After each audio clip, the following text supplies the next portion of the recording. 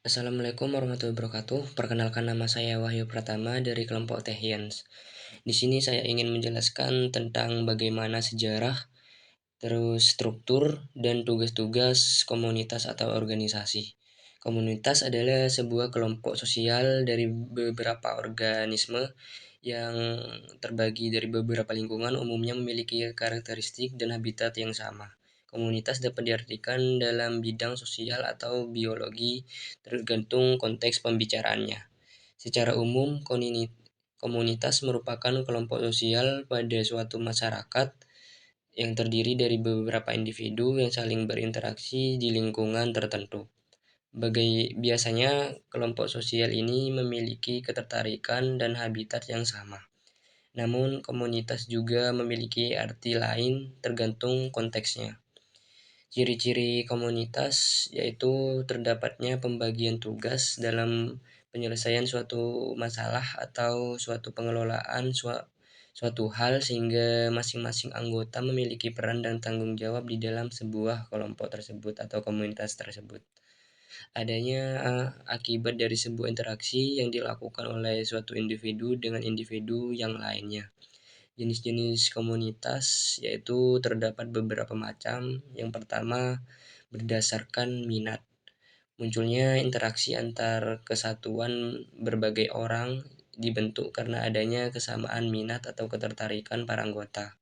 Biasanya komunitas yang terbentuk karena minat ini memiliki jumlah anggota yang sangat besar sehingga bisa bertambah dan terus bertambah. Yang kedua yaitu berdasarkan lokasi. Komunitas dengan lingkungan disebut komunitas yang terdiri atau muncul berdasarkan lokasi. Adanya kesamaan lokasi atau tempat secara geografis.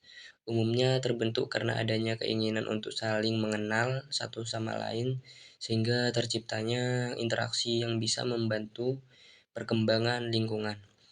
Yang ketiga yaitu berdasarkan komunitas atau berdasarkan komuni. Komunitas ini terbentuk karena adanya keinginan dan kepentingan masyarakat bersama seperti organisasi sosial. Adanya komunitas dalam suatu tempat tertentu bisa muncul karena kepentingan suatu organisasi sosial yang ada di tempat tersebut. Selanjutnya yaitu manfaat komunitas. Yang pertama yaitu sarana informasi. Suatu informasi bisa menyebar dengan cepat di suatu komunitas, seperti dalam komunitas pecinta motor klasik. Segala informasi yang berbau atau berhubungan dengan motor klasik akan cepat beredar di komunitas tersebut. Yang kedua yaitu menjalin hubungan. Manusia merupakan makhluk sosial. Jelas, pernyataan ini menegaskan bahwa manusia satu kesatuan manusia lainnya dan saling membutuhkan. Adanya komunitas antar anggota, maka akan terjalin juga hubungan di dalam komunitas tersebut secara baik. Yang ketiga yaitu saling mendukung. Para anggota komunitas dapat saling mendukung karena adanya minat atau ketertarikan yang sama. Adanya perasaan saling dukung ini dapat membantu orang lain di luar komunitas tersebut. Tentu ini memberi manfaat sangat besar, apalagi sebagai upaya pemberdayaan suatu komunitas. Macam-macam komunitas yang saya ketahui serta tugas dan strukturnya yaitu yang pertama GDSC atau Google Development Student Club. Google Development Student Club atau GDSC adalah komunitas yang dipimpin oleh mahasiswa dan didukung oleh Google Developer yang bertujuan untuk memberdayakan mahasiswa sarjana dari semua disiplin ilmu untuk mengembangkan pengetahuan mereka di bidang teknologi, membangun solusi untuk komunitas lokal, dan terhubung dengan anggota lain dari komunitas Google. Menciptakan dampak dan memberdayakan siswa melalui teknologi, baik yang baru dalam pengembangan perangkat lunak atau sudah lama pengembangan perangkat lunak. GDC tersebut adalah tempat di mana mahasiswa dapat mempelajari teknologi baru, mewujudkan ide mereka, dan mengkolaborasi untuk memecahkan masalah di dunia nyata. Selain memecahkan masalah, GDSC akan memungkinkan mahasiswa terhubung dengan penggemar teknologi lain dari cabang GDSC lain dan komunitas pengembang Google lainnya. GDSC akan mengadakan acara dan kegiatan untuk siswa sepanjang tahun akademik. Selanjutnya yaitu komunitas Linux Trunojoyo.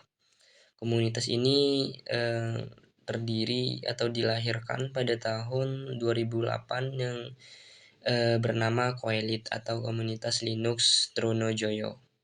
Komunitas ini sempat mengalami pasang surut di setiap tahunnya dan bangkit kembali di pertengahan 2021 yang bertujukan memecahkan setiap problem yang ada di operating sistem Linux untuk membantu pengguna Linux di UTM. Apa itu Linux? Linux itu merupakan jenis operating system atau OS yang bersifat open resource sekaligus gratis. Salah satu kelebihan sistem operasi Linux adalah kita bisa menggunakan dan mengembangkan dengan bebas. Sistem operasi ini banyak digunakan dalam perangkat kita sehari-hari seperti mobil, alat elektronik hingga smartphone berbasis Android. Meski begitu, pasti kebanyakan dari kita belum menyadarinya. Sekian dari saya. Mohon maaf jika ada kesalahan. Wassalamualaikum warahmatullahi wabarakatuh.